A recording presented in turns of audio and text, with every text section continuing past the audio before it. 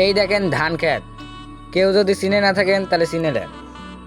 حالف ان شخصيتك أنوت.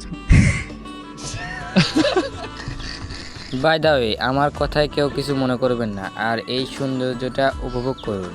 আর এইখানে আসলে কাউকে একজনকে সাথে করে নিয়ে আসবেন। Rungila paro, tu rungila re.